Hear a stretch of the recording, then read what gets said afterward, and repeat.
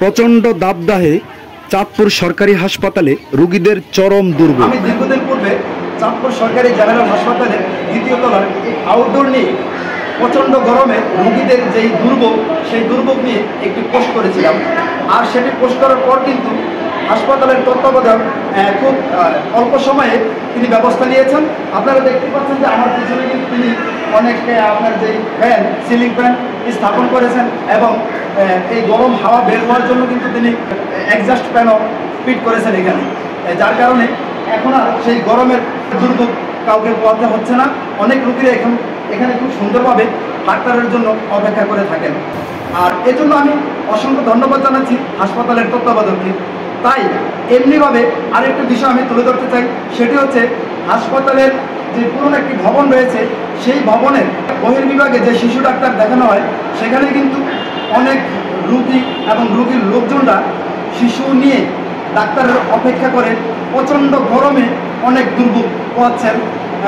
এই জন্য আমি তত্ত্বাবধায়কের দৃষ্টি আকর্ষণ করে বলতে চাই যে দ্বিতীয় তলার মতো তেমনিভাবে শিশু ডাক্তারের যেই সামনে যে রোগীরা অপেক্ষা করে থাকেন, সেখানেও এমনিভাবে এই কয়েকটি ফ্যান স্থাপন করে দিলে হয়তো রোগীরা এমন দুর্ভোগ থেকে মুক্তি পাবেন। সুপ্রিয় দর্শক, আপনারা দেখতেই পাচ্ছেন যে ডাক্তারের জন্য অপেক্ষা করতে গিয়ে ওই স্থানে কোনো সিলিং ফ্যান না থাকার কারণে কিন্তু রোগীরা কেউ হাত পাকা অথবা কেউ কাগজ দিয়ে তাদের সন্তানকে বাতাস করছেন। আর এমনিভাবেই প্রতিদিন ডাক্তার দেখাতে এসে গরমের এমন দুর্ভোগ পোহাচ্ছেন রোগীরা। মানুষের ভিড়ে এমন গরম দুর্ভোগে প্রায় অসুস্থ হয়ে পড়ছেন শিশু রোগী ও তাদের অভিভাবকরা। সকাল 8টায় আসছেন? মানে অনেক গরম না?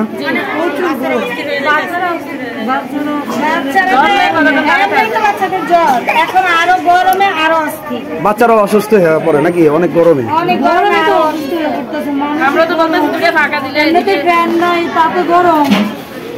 এখানে যদি 2টা ফ্যানের ব্যবস্থা করা হয় তাহলে হয়তো আপনারা উপকৃত হবেন, এই তো। সুপ্রিয় দর্শক, শুধু ওই হাসপাতালের ওই পুরাতন ভবনের নিচ তলাতেই নয়, ওই ভবনের দ্বিতীয় তলায় একইভাবে সিলিং ফ্যান না থাকার কারণে এরকম গরম দুর্ভোগ পোহাচ্ছেন অসংখ্য রোগী।